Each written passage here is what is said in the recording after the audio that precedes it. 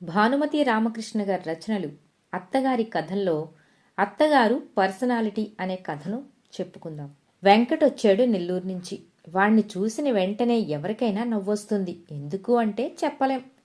కొంతమందిని చూడగానే నవ్వొస్తుంది. మరి అలాంటి వాళ్ళ ఆకారాలు కూడా తమాషాగానే ఉంటాయి.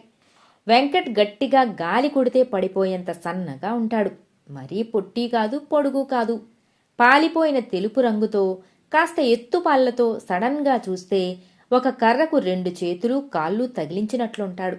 పర్సనాలిటీ లేని వెంకట్ చూడ్డానికి 16 ఏళ్లవాడిలా ఉంటాడు. అసలు అతనికి 27 ఏళ్లంటే ఎవ్వరూ నమ్మరు. పెళ్ళీడు దాటిపోతుందని అందరూ అంటుంటే ఆ బెంగతో వెంకట్ ఇంకా చిక్కి శల్యం కావడం మొదలుపెట్టాడు. మద్రాసులో వాడి అక్కా బావ వాళ్ళంతా ఉన్నందువలన నెలకు కనీసం 2 తడవలైనా మద్రాసు వస్తూ ఉంటాడు. వచ్చినప్పుడల్లా మా ఇంటికి వచ్చి మా అత్తగారిని చూసి కాసేపు కబుర్లు చెప్పి వెళ్తూ ఉంటాడు. వెంకట్ మా అత్తగారి అక్క కూతురి మనవడు. వెంకట్ వచ్చినప్పుడల్లా, అదేమిట్రా వెంకు, నీ ముఖం రాను రాను పెంకులాగా తయారవుతోంది. బ్రహ్మచారి ముదిరినా బెండకాయ ముదిరినా పనికి రాదంటారు. మీ నాన్న నీకు పెళ్ళి పేరంటాలు చెయ్యదలుచుకోలేదా ఏం? నీకు ఉద్యోగం దొరికి కూడా 2 ఏళ్ళయ్యిందే, ఇంకా ఎందుకు ఆలస్యం అని అడుగుతూ ఉంటారు అత్తగారు. అప్పుడే ఏం తొందరలే అవ్వా అని వెంకట్ పైపైకి అలక్ష్యంగా అన్నా కూడా లోపల వాడు పెళ్లి దిగులుతోని కుమిలిపోతున్నాడని మా అందరికీ తెలుసు. 2 ఏళ్ల క్రితం వెంకట్ అన్న పెళ్లి కావటం, భార్య తరపు వాళ్ళు పిల్లను అత్తవారింటికి పంపకుండా అల్లున్నే ఇల్లరికానికి రమ్మనడం, ఏడాది క్రితం పెళ్ళైన వెంకట్ అక్క కాపురం ఇంకా కుదుట పడకపోవటం, అది కోర్టు దాకా వెళ్లడం, ఆ గొడవలతో సతమతమవుతున్న వెంకట్ తల్లిదండ్రులు ఇక వెంకట్కి అసలు పెళ్ళే చెయ్యం పొమ్మన్నారు. అక్క పెళ్ళి అలా, అన్న పెళ్ళి ఇలా అయ్యిందని నా పెళ్లి సంగతి ఆలోచించడం మానేశారవ్వా అన్నాడు ఒకసారి వెంకట్. వాడు పాపం ఎంత బాధపడుతున్నాడో మా అత్తగారి దగ్గర కూర్చొని చెబుతుంటే ఆమెకే కాకుండా విన్న మాకు కూడా జాలేసింది వాడి పరిస్థితి చూసి. ఇలాంటి మొండి పెళ్లి కేసులు టేకప్ చేయటంలో సరదా పడే మా అత్తగారు, ఛీ పిచ్చికుంక, దిగులు పడవాక, మంచి సంబంధం నీకు నేను చూస్తాను, నువ్వు నిశ్చింతగా ఉండు అంటూ వెంకట్కి హామీ ఇచ్చారు మా అత్తగారు. వెంకట్ మా అత్తగారి మాటలకి పొంగిపోయాడు. ఇక ప్రతిసారి వచ్చినప్పుడల్లా మా అత్తగారికి మరిచిపోకుండా కలకండ, ద్రాక్ష, కమలాపళ్ళు తెచ్చి ఇవ్వడం మొదలుపెట్టాడు. వాడి భక్తికి మెచ్చిందా అన్నట్లు మా అత్తగారు వారం రోజులు తిరగకుండానే ఓ సంబంధం చూశారు. ఈ సంగతి వెంకట్కి చెబుతుంటే వాడు సంతోషంతో ఉక్కిరిబిక్కిరై పైకి కనిపించకుండా ఉండటానికి నానా తంటాలు పడ్డాడు. 2 అంగుళాల వెడల్పు, 12 అంగుళాల పొడవు గల మునక్కాడలాంటి వాడి ముఖంలో ఏ ఎక్స్ప్రెషను దాగదు. మరి పిల్లనెప్పుడు చూసొద్దాంరా అని అడిగారు మా అత్తగారు. నాన్నను కనుక్కోండవ్వా, ముందుగా మేం వెళ్ళకూడదంటారు నాన్న. అన్న పెళ్ళికి కూడా పిల్లను మొదట నాన్నే వెళ్ళి చూసొచ్చారు. పెళ్ళి అయిందాక పిల్ల మా అన్నను చూడనేలేదు. మమ్మల్ని ముందుగా చూస్తే ఏ తండ్రి పిల్లనివ్వడు, పిల్ల చేసుకోదట. నాన్న మరీ అన్యాయంగా మాట్లాడతారవ్వా అని వెంకట్ చెబుతుంటే, ఇదేం విడ్డూరంరా, పెళ్ళంటే 100 ఏళ్ల పంట, కళ్ళకు గంతలు కట్టి చేస్తారా పెళ్ళిళ్ళు? అందుకేనా మీ అన్న పెళ్ళి అట్లా అయింది? అసలు పెళ్లి చూపులంటూ లేకపోతే పిల్ల నీకు నచ్చొద్దా, పిల్లకు నువ్వు నచ్చొద్దా అన్నారు మా అత్తగారు. పిల్ల ఒప్పుకుంటే చాలవ్వా, నేను చూడక్కర్లా అన్నాడు వెంకట్ దిగులుగా. మర్నాడే మా అత్తగారు వెంకట్తో సహా గూడూరు వెళ్లారు. పిల్లను చూసి రావటానికి ఆ రాత్రి తిరిగి వచ్చారు చిర్రుబుర్రులాడుకుంటూ మా అత్తగారు. వెంకట్ మాత్రం షేక్స్పియర్ ఫోజులో కనిపించాడు. ఏమిటి సంగతి అంటే, వెంకట్ కంటే ఆ పిల్ల 6 ఏళ్లు పెద్దదట. వివరాలు తెలుసుకోకుండానే పెళ్లి చూపులకెళ్ళొచ్చారు. ఛార్జీలు దండగయ్యాయంటూ విసుక్కున్నారు. వెంకట్ జీవితంలో తొంగి చూసిన వెలుగురేఖ మళ్లీ మాయమైంది. అక్కడే ఇంకో పిల్ల ఉందంటే వెళ్లి చూశారట మా అత్తగారు. ఆ పిల్ల అన్ని విధాలే బాగానే ఉందట గాని వెంకట్ని చూడగానే అసలు నాకు పెళ్ళే వద్దు అనేసిందట. మా అత్తగారు వెంకట్ కోసం మళ్లీ 2-3 సంబంధాలు చూశారు. ఏ పిల్లను చూడబోయినా వెంకట్ను చూసిన వెంటనే మాకు పెళ్లి వద్దు అనడం మొదలుపెట్టారు. మరీ ఇంత గాలికి పడిపోయేంత సన్నంగా ఉంటే ఎట్టారా? ఏదో పర్షాల్టీయా, పరశురామాల్టీయా, ఎత్తుభారం నాకేం తెలుసు? ఎవళ్ళు చూసినా నీకా పర్షాలిటీ లేదంటున్నారా? ఏదన్నా తిని కాస్త బలం పట్టు అన్నారు మా అత్తగారు. వెంకట్కి ఇదొక కొత్త సంకటం పట్టుకుంది. ఏం తింటే బలపడతారు? లావ్ అవుతారు, పర్సనాలిటీ వస్తుంది అంటూ కనిపించిన వాళ్ళందరినీ అడిగాడు వెంకట్. ఎవరికి తోచింది వాళ్ళు చెప్పారు. వారం రోజులు అడిగాడు వెంకట్ అందర్నీ. ఎవరికి తోచింది వాళ్ళు చెప్తూనే ఉన్నారు. వారం రోజుల తరువాత వెంకట్ ముఖం లోతుకు ఈడ్చుకుపోయి గుడ్లు బయటకొచ్చి పళ్ళు మరికాస్త పైకొచ్చి నీరసంగా కాళ్ళీడ్చుకుంటూ వచ్చాడు. వెంకట్ చేతిలో మందు సీసా చూసి, ఏమైందిరా, ఇట్లా ఈడ్చుకుపోయామేమిటి? ఉన్న పర్షాలిటీ కూడా ఊడ్చిపెట్టుకుపోయిందే అని అడిగారు మా అత్తగారు ఆశ్చర్యపడిపోతూ. వాడు చెప్పలేక చెప్పాడు. బాగా బలం పట్ట లావుగా అవ్వాలంటే ఏం తినాలని ఎవరినో అడిగితే రోజు పొద్దుటే అర్ధసేరు వెన్న తినమన్నారట. అంతే. మర్నాడు పొద్దుటే అతి బలవంతంగా అర్ధసేరు వెన్న మింగేట్టవాడు. అవ్వా, ఇదేమన్యాయంరా, ఇట్లా ఎవరైనా చేస్తారా? ఆ చెప్పిన తలమాసిన వాడెవడుంటా? అర్ధసేరు వెన్న ఇంకేమైనా ఉందా? కడుపు డొక్కుపోదు అన్నారు అత్తగారు. అదే అవ్వా జరిగింది. తిన్న వెంటనే కడుపులో పోట్లు, దాంతో కూడా మా నాన్న తిట్లు. ఆ తపన ఆరాటానికి తట్టుకోలేక నేల మీద పడి పొర్లడం మొదలుపెట్టాను అని వాడు చెప్తుంటే మా అత్తగారు ఇక ఆపుకోలేక నవ్వడం మొదలుపెట్టారు. మూతి మీద వేలుంచుకొని సైలెంట్గా. ఒరేయ్, ఇక ఇట్లాంటి పిచ్చి పిచ్చి పనులేవీ చెయ్యమాక. నీకున్న పర్షాలిటీతో నీ పెళ్లి ఎట్టాగో నేను చేస్తాగాని వాళ్ళు చెప్పింది వీళ్ళు చెప్పింది విని ఒళ్ళు పాడు చేసుకోమాక అంటూ చీవాట్లేశారు మా అత్తగారు. వెంకట్ ఉద్యోగం మద్రాసుకు మార్పించుకున్నాడు. ఆ శుభవార్త మా అత్తగారితో చెప్పడానికి వచ్చాడు ఇంటికి. ఆ రోజే కలకత్తా నుండి మా అత్తగారి అన్న మనవడు ఖర్ వచ్చాడు. వాడి పూర్తి పేరు శేఖర్. వాడికి ఉద్యోగం ఉత్తర హిందూస్థానంలో దొరికేసరికి అక్కడి వాళ్ళ పేర్లకు తగినట్లుగా ఎస్ ఖర్ అని మార్చుకున్నాడు. వాడు ఉద్యోగంలో ప్రవేశించిన 2 ఏళ్లలోనూ 5 ఉద్యోగాలు మార్చాడు. అంత దూరాన్నించి రావడానికి ఛార్జీలు దండగవుతాయని సెలవులు కూడా అక్కడే గడిపేవాడు. వాళ్ళమ్మ వాళ్ళు చూడాలని గోలెత్తుతూ ఉంటే అప్పుడు వచ్చాడు వాడు. వాడికెందులోనూ స్థిరబుద్ధి లేదని మా అత్తగారికి వాడంటే అట్టే మంచి అభిప్రాయం లేదు. పైగా వెంకట్లాగా చెప్పినట్లు వినే స్వభావం కాదు వాడిది. ఎదిరించి మాట్లాడతాడు. స్వతంత్ర భావాలు గల గేయకవి ఖర్. దారినిపోయే ఆడపిల్లల మీదంతా గేయాలు రాసి పారేస్తుంటాడు. నీ ఎదలో నా రొద, నీ మదిలో నా పొద అంటూ ఏమిటేమిటో రాస్తూ ఉంటాడు. వాడికి సంగీతం అంటే పిచ్చి. తనకు రాబోయే పెళ్ళాం బాగా పాడే పిల్ల కావాలంటాడు. అది మామూలు పాట కాదు, లతాలా పాడాలంటాడు. తను రాసిన గేయాలన్నీ తన భార్య గానం చేయాలంటాడు. నీకు రాబోయే పెళ్ళాం నీ ఎదురుగా కూర్చొని పాడుతూ ఉంటే వంట వార్పు ఎప్పుడు చేస్తుందిరా అని అడుగుతూ ఉంటారు మా అత్తగారు. వంటెందుకవ్వా, వార్పెందుకవ్వా, పాడే పెళ్ళామే నానో ములుపంటవ్వా అంటూ గేయ ధోరణిలో ఆమెకు చెప్తుంటాడు. వసపోసన పిట్టల్లే 24 గంటలు మాట్లాడే ఖర్ వచ్చిన 4 రోజుల్లోనే వెంకట్కి ఆప్తమిత్రుడయ్యాడు. నల్లగా పొట్టిగా లావుగా ఉండే ఖర్ను చూసి, నీకేమయ్యా మంచి పర్సనాలిటీ ఉంది అంటుండేవాడు వెంకట్. లోపల ఈర్ష్యపడిపోతూ. వాళ్ళిద్దరికీ రేలంగి రమణారెడ్డి అంటూ పేర్లు పెట్టారు మా ఇంట్లో అందరూ. ఒకరోజు పెరటివైపు మామిడి చెట్టు కింద ఏదో చదువుకుంటూ కూర్చున్న ఖర్ దగ్గరికి వెంకట్ పరిగెత్తుకొచ్చాడు. ఒరే ఖర్, నేనొక అమ్మాయిని చూసొస్తున్నాన్రా అన్నాడు. ఖర్ పుస్తకం పక్కన పడేసి, వెరీ గుడ్, కంగ్రాచ్యులేషన్స్, పెళ్లి చూపులకెళ్ళొస్తున్నావన్నమాట అన్నాడు వెంకట్ని అభినందిస్తూ. క్షణంలో వెంకట్ ముఖం ముడుచుకుపోయింది. నాకంత అదృష్టం ఎక్కడిదిరా? ఆ అమ్మాయిని మౌంట్ రోడ్డు మీద పోతుంటే చూశాను. ఎంత అందంగా ఉందనుకున్నావు? నువ్వు చూసినట్టయితే వెంటనే ఓ గేయం రాసేవాడివి ఆ అమ్మాయి మీద అని వెంకట్ చెప్తుంటే ఖర్ సీరియస్గా కళ్ళు మూసుకున్నాడు. ఏది, ఆ అమ్మాయి ఎలా ఉంటుందో ఒకసారి వర్ణించు. ఆ పిల్ల ఎట్లాంటిదో, ఏ జాతి స్త్రీయో చెప్పేస్తాను అన్నాడు ఖర్. వెంకట్కి అర్థం కాక అయోమయంగా చూస్తూ, చూడటానికి బ్రాహ్మణ జాతిలాగానే కనిపించిందోయ్. ఖర్ కండ్లు తెరిచాడు. ఓరీ చవటా, జాతి అంటే అది కాదోయ్. స్త్రీలలో పద్మిని, శంకిని అనే జాతులున్నాయి. సరే, అవన్నీ నీకు తెలియవులే. అసలు ఆ అమ్మాయి ఎలా ఉంది చెప్పు. మళ్ళీ కళ్ళు మూసుకొని ఆలోచించడం మొదలుపెట్టాడు ఖర్. సన్నగా నాజుగ్గా ఉంది అన్నాడు.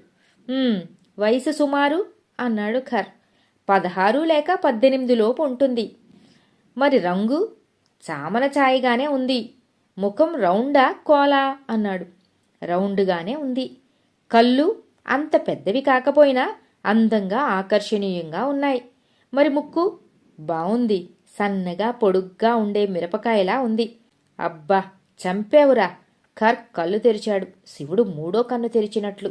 మిరపకాయ ఏమిట్రా, నీ టేస్టు తగలడ్డట్లుంది. ఏ జాజి మొగ్గలాగానో మల్లె మొగ్గలాగానో ఉందని ఏడవరాదు అన్నాడు. నువ్వు కవివి, నాకేం తెలుసురాదంతా. నుదురెలా ఉంది అన్నాడు ఖర్ మళ్ళా కళ్ళు మూసుకుంటూ. చిన్న నుదురే, ముందు పక్క జుట్టు బ్రష్లాగా ముఖాన పడుతోంది. ఖర్ మళ్ళీ కళ్ళు తెరిచాడు.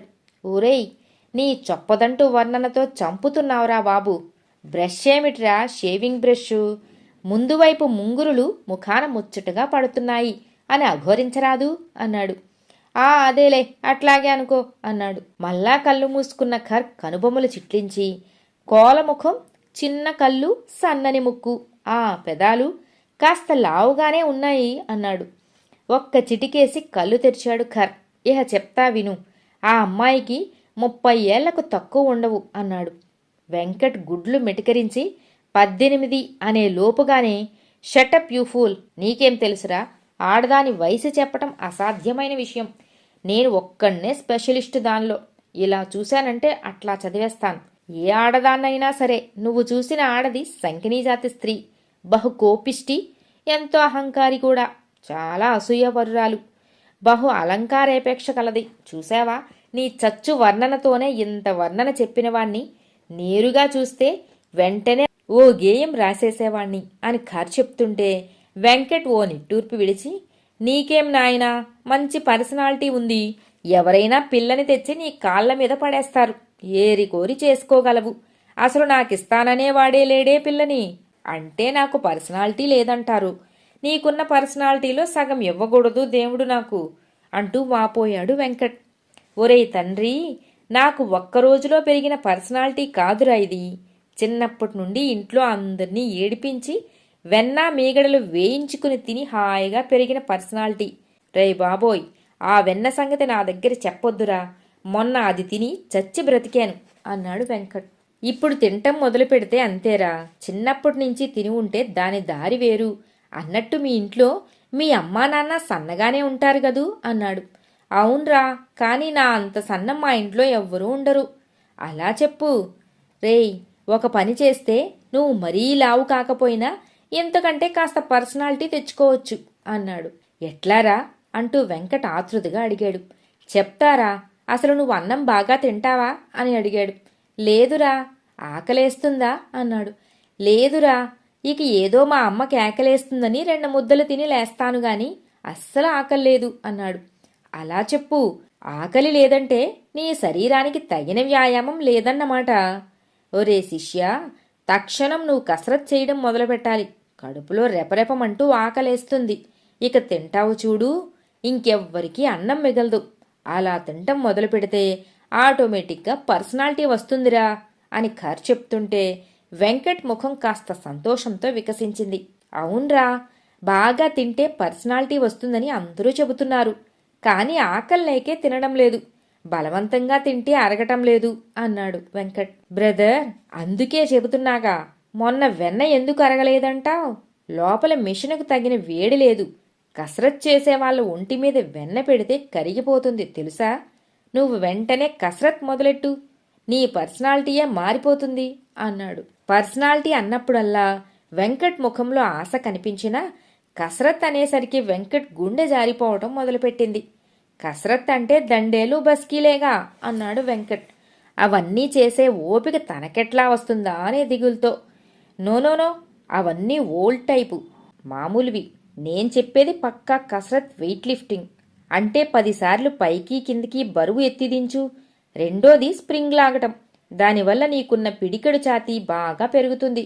ఇట్లాంటివే ఇంకా చాలా ఉన్నాయిలే, చెప్తా అన్నాడు. మరి ఆ వెయిట్ లిఫ్ట్ వగైరా నా దగ్గర లేవే అన్నాడు వెంకట్ అయోమయంగా. అదంతా నాకు వదిలేయిరా. అదెంత పని? నీ రూమ్కి దగ్గరలోనే ఉన్నాడు కసరత్ చేసే నా ఫ్రెండ్ ఒకడు.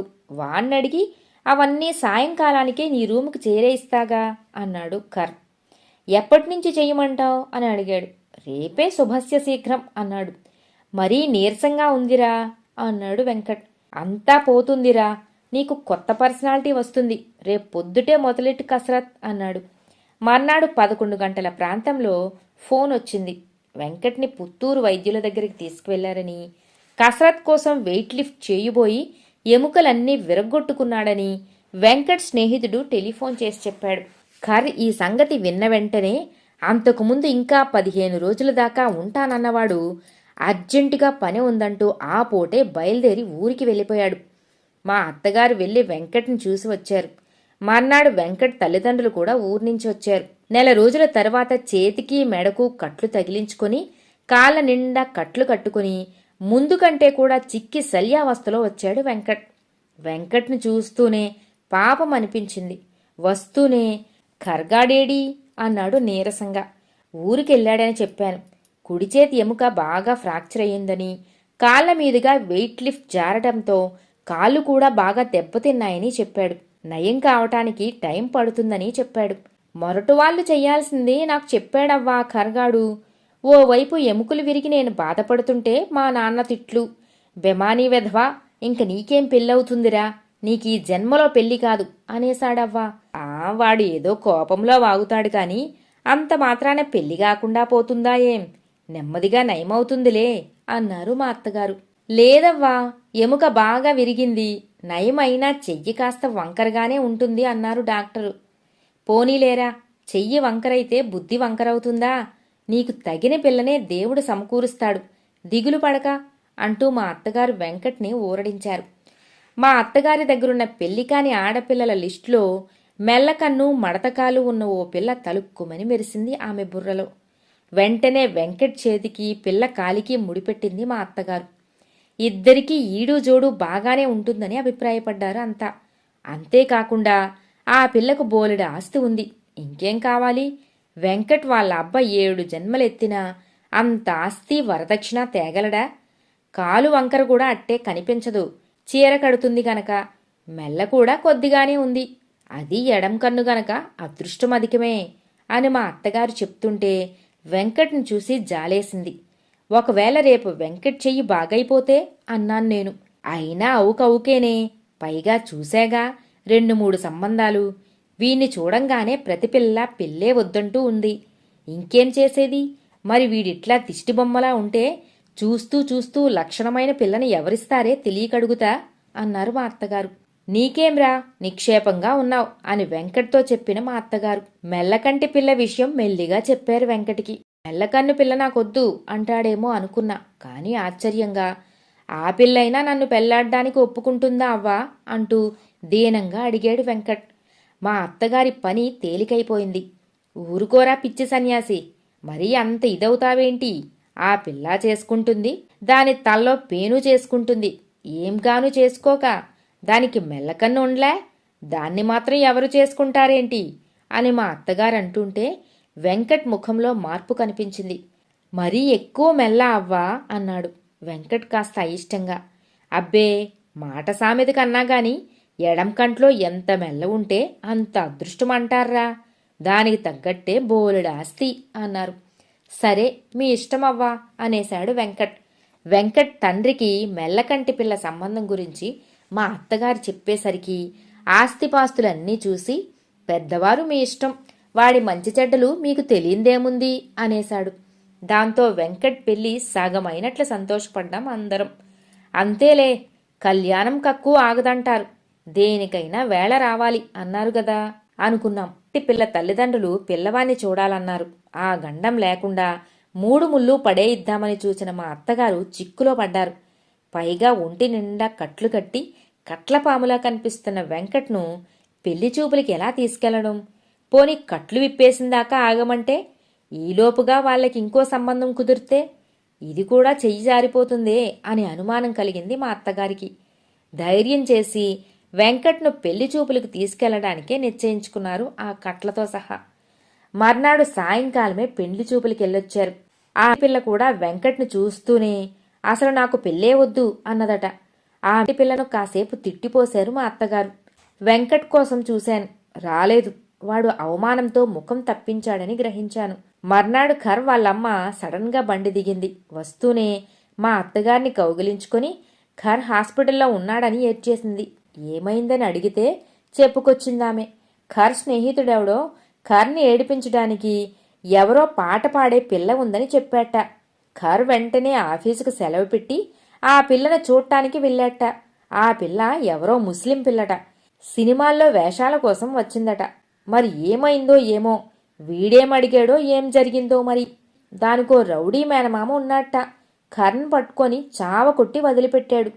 హాస్పిటల్లో ఉన్న ఖర్ను చూసి అక్కడ ఉద్యోగం మాన్పించి వెంట తీసుకురావడానికి ఖర్ వాళ్ళ అమ్మ కలకత్తా వెళ్తూ మా అత్తగారిని కూడా తోడు పిలుచుకుని వెళ్ళటానికి వచ్చింది. సంగీతం పాడే పిల్ల కావాలే కావాలి అని వాడంటున్నప్పుడే వీడికి ఇట్లాంటిదేదో జరుగుతుందని నాకు అనిపించిందే అన్నారు త్రికాల జ్ఞానం గల మా అత్తగారు. కథ సమాప్తం.